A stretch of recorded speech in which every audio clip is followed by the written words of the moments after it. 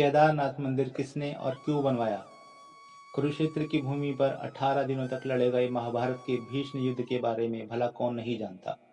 इस युद्ध में सभी रिश्तों की बलि चढ़ गई थी, चाहे वह गुरु शिष्य का रिश्ता हो या भाई भाई का या चाचा भतीजे का।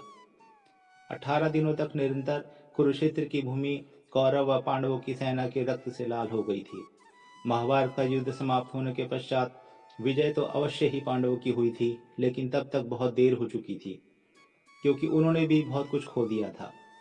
युद्ध समाप्ति के कुछ समय बाद जब सभी पांडव भगवान श्री कृष्ण के साथ बैठकर युद्ध के परिणामों व प्रभाव के बारे में चर्चा कर रहे थे, तब श्री कृष्ण ने उन्हें पश्चाताप करने को कहा। श्री कृष्ण के अनुसार पांडवों के ऊपर ब्रह्म हत्या, गोत्र हत्या, कुल हत्या इत्यादि कई पाप चढ़ चुके थे। इसके लिए उनका प्रायश्चित करना आवश्यक था। पांडवों ने इसका उपाय पूछा तो श्री कृष्ण ने बताया कि उन्हें इन पापों से मुक्ति केवल भगवान भोलेनाथ ही दे सकते हैं। इसके पश्चात सभी पांडव श्री कृष्ण की आज्ञा से भगवान शिव से मिलने काशी नगरी की ओर चले गए। श्री कृष्ण के आदेशानुसार सभी पांडव भगवान शिव की नगरी काशी पहुंचे। हालांकि भगवान शिव को पांडवों के उनसे मिलने आने की सूचना पहले ही मिल चुकी थी, लेकिन वह उनसे मिलना नहीं चाहते थे।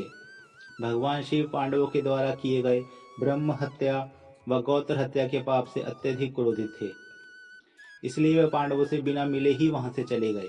पांडवों ने काशी नगरी में भगवान शिव को हर जगह ढूंढा, लेकिन वह उन्हें नहीं मिले। इसके बाद सभी पांडव हिमालय के पहाड़ों पर बसे उत्तराखंड के गढ़वाल क्षेत्र में चले गए।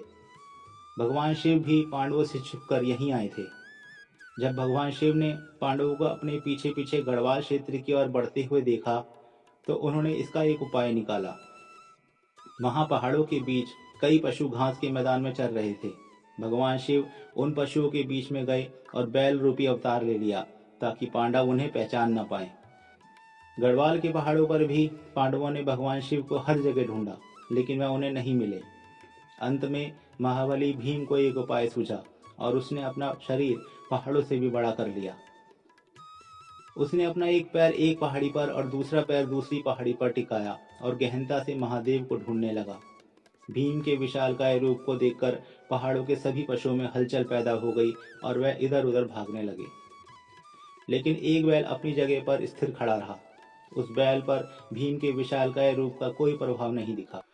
यह देखकर भीम समझ गया कि यही बैल महादेव का रूप है, जो बैल का अवतार लेकर हमसे छुप रहे हैं। महादेव को भी पता चल गया कि भीम ने उन्हें पहचान लिया है। यह देखकर वह बैल रूपी अवतार के साथ धरती में समाने लगे। भगवान शिव के बैल अवतार को धरती में समाते देख भीम तेजी से उनकी ओर लपका। भीम के द्वारा बैल की पीठ अपने हाथों में जकड़े जाने के कारण वह वहीं पर रह गई, जबकि बैल के अन्य 4 भाग उत्तराखंड के 4 स्थलों पर निकले। आज केदारनाथ के साथ उन्हीं स्थलों पर 4 अन्य केदार हैं। इनमें भगवान शिव के बैल रूपी अवतार का मुख रुद्रनाथ में, भुजाएं तुंगनाथ में, नाभि मध्य महेश्वर में व जटाएं कल्पेश्वर में प्रकट हुई थी। इन्हीं 5 जगहों को सम्मिलित रूप से पंच केदार के नाम से जाना जाता है। उन्होंने शिव की महिमा को समझ लिया। इसके बाद पांडवों के द्वारा ही इन जगहों पर शिवलिंग की स्थापना कर शिव मंदिर का निर्माण करवाया गया।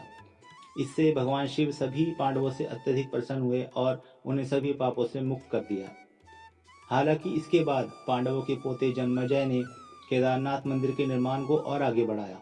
समय के साथ साथ पांडवों के द्वारा बनाया गया यह मंदिर जर्जर हो गया व कई जगह से क्षतिग्रस्त हो गया। तब आदि शंकराचार्य ने ही इस केदारनाथ मंदिर का पुनर्निर्माण करवाया था, जिसे आज हम देखते हैं। इसके बाद अपने जीवन के अंतिम समय में आदि शंकराचार्य ने इसी केदारनाथ मंदिर के पास ध्यान लगाया व समाधि ले ली थी। उनकी समाधि आज भी केदारनाथ मंदिर के पास में ही स्थित है।